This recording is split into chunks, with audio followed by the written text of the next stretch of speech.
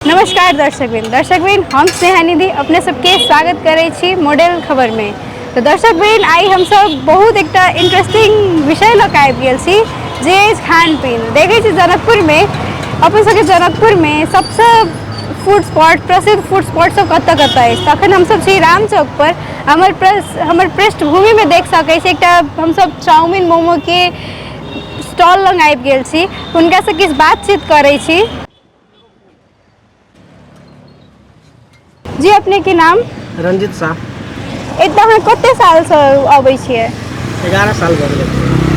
एतऽ अहाँके तऽ खूब से नाम चिन्ह है, एतऽ सब चिन्हैत हैत ने। एतऽ तऽ अहाँके तऽ सबसे एतऽ की सब भेटैया? Chow mein momo Manchurian. एतऽ के सबसे प्रसिद्ध लोग एतऽ कथी खाय ला अबै बेसी?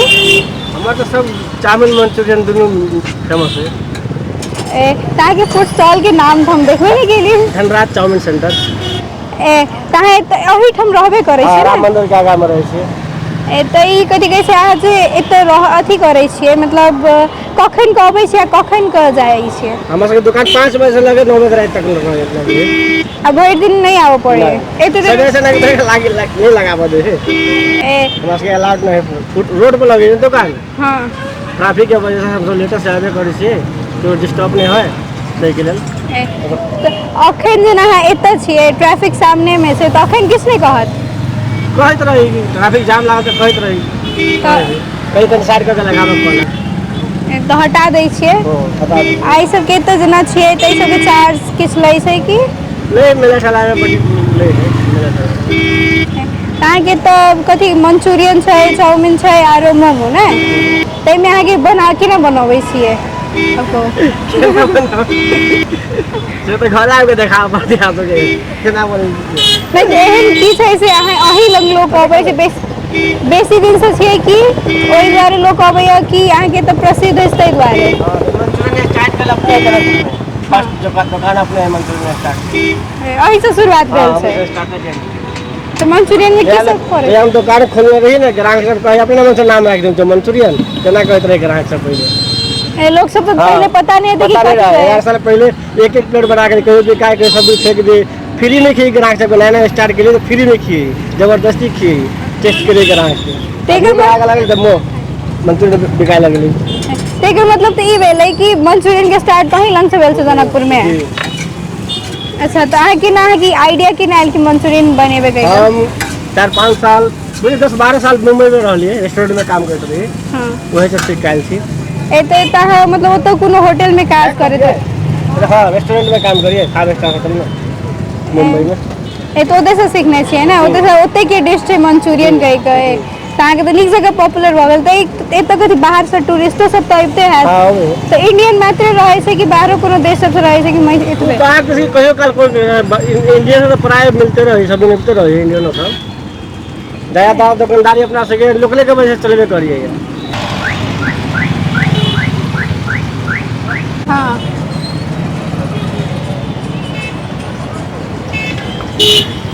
अहाँ के नाम?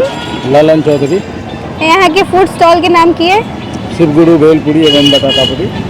एते तो भेलपुरी सब रखे छी। भेलपुरी आरो की एकर आइटम सब छै? भेलपुरी छै बटाटा पूरी छै पापड़ी चाट छै। एते ई तो अपन नेपाल के अपन मिथिला के अथी तो नहीं लाग रहल है कतो साउथ के छै। साउथ के यहाँ बाहर कतो काम करे छली तब की? हाँ बम्बई। ओते से आइडिया आइले ना? एतो कते दिन से छियै? 12 साल से। 12 साल से एते ई रामे चौक पर रहै छियै? रामे चौक पर। एत अहाँ के एते लोग सब अबैत हैत ना? तो कथी सबसे बेसी खाय ला अबैया? बटाटा पूरी पापड़ी चाट। एतऽ केना कि मतलब एतऽ अहाँ जे रहै अथी करै छियै एतऽ जे ट्रैफिको सब तऽ रोकिते हैत तऽ ओहिके केना डील करै छियै? नहीं रोके छै एने जे टाइट रहे छै ज्यादा तऽ रोके छै तऽ हम ऊपर हम चढ़ा लै छै ठेला। ऊपर में फुटपाथ पर चढ़ा लै छै ने? तऽ एतऽ अहाँ जे ई सब जे अथी करै छियै एतऽ टूरिस्ट सब सेहो अबैत हैत अहाँके तऽ ओकरा सबके लेल ई सब नया नहीं भेलै तऽ ओहन टेस्ट इंडिया जकाँ टेस्ट रहै छै कि ओहन तऽ नहीं रहै? इंडिया से बढ़िया रहे छै। इंडिया से बढ़िया रहे छै। एकटा बात बताओ जनकपुर में सबसे नीक एतऽ लोग सब की पसंद करे छै? सब कुछ पसंद करे छै जेना चाउमीन मोमो छै बहुते के भेलो पूरी पसंद छै। शाम में एबै तो ज्यादा भीड़ रहते। एतऽ लोग सब ओना तऽ के समोसा लिट्टी सब नहीं पसंद करे छै। नहीं करे छै। चाउमिन मोमो अखन के अथी बच्चा सब बेसी खाइ छै ने।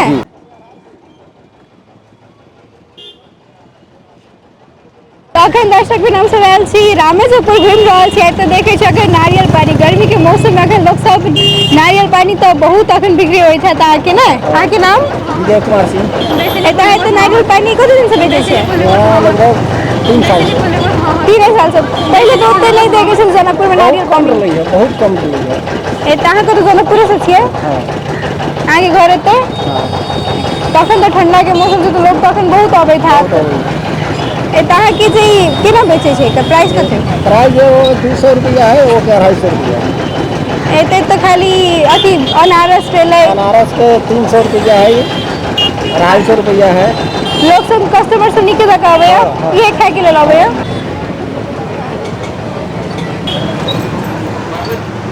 हम सब अखन आबि गेल छी। हम यही लस्सी पीते हैं दुकान में, जे कि जनकपुर में नीके जगह परिचित है, चर्चित है, फेमस है। जी अहाँ के नाम? शंभू। अहाँ तो कते दिन से अहाँ के तो जनकपुर में नीके जगह चर्चित है, बाहर से लोग सब अबैया। बाहर से आयल छलै, अमेरिका के कानपुर के बहुत दूर के आदमी सब आबै छै लस्सी पी वाला। अहाँ तो कते दिन से खोलने छी, कते दिन से छियै? लगभग अहाँके 35-30 बरस भऽ गेल छै। 35-30 बरस से। लेकिन ये तो पॉपुलर भेला कते दिन से पॉपुलर छियै?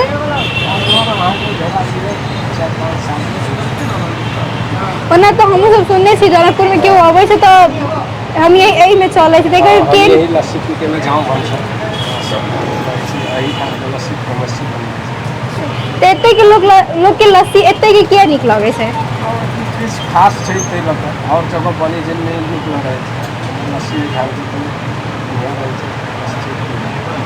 एहन की खासियत छै कि एते लोग अबै छै? की मसाला डालै छै, की करै छै से? और जगह अहाँके डेरी के रहिए बोलिए हमरा अहाँके अपन डेरी के रही तोड़ कर लस्सी एते तो स्टाफ सब बनबे हैत कि कोनो यहाँ के आइडिया केना कयल है कि हम लस्सी के खोले छी? इंडियन नाम किया रखली, मतलब हिंदी में नाम किया रखने छिए? हिंदी नाम चर्चित रहले लगले अच्छा तै लऽ हम यही पीते हैं लस्सी नाम राखि। तऽ अहाँ कतऽ से छियै ओना? हम जनकपुर से छियै। तऽ अहाँके तो लोग सब तो दिन भर में कते कस्टमर नीके जकाँ अथी होइत हैत इनकम सब? कस्टमर तो कते तक आबि जाइए?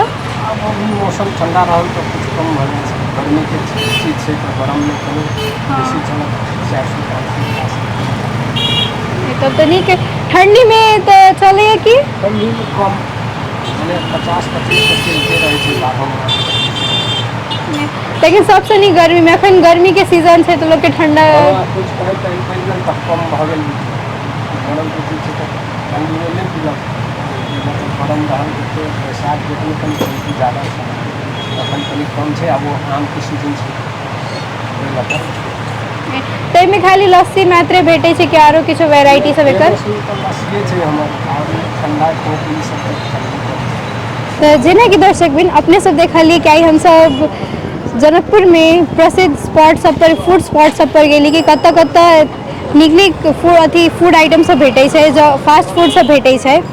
तो हमरा तो लगे छलो ना, हमहूँ फूड के खान पीन के बहुत शौकीन छी, फास्ट फूड के ओना तो।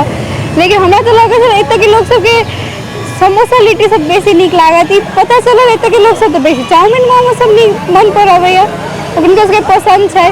तो अच्छा अहाँ सब ई बताओ कि कमेंट करू आ बताओ कि अहाँ सबके कहू अहाँ सबके में की नीक लगैया। आ एतऽ के सबसे जनकपुर के आरो कोनो प्रसिद्ध एहन ठाव छै जतऽ की ओतऽ के प्रसिद्ध कथी छै, कतऽ की नीक लगैया? हम स्नेहा निधि अपने सबके सबसे विदा लै छी। अपने सब देखैत रहू मॉडल खबर।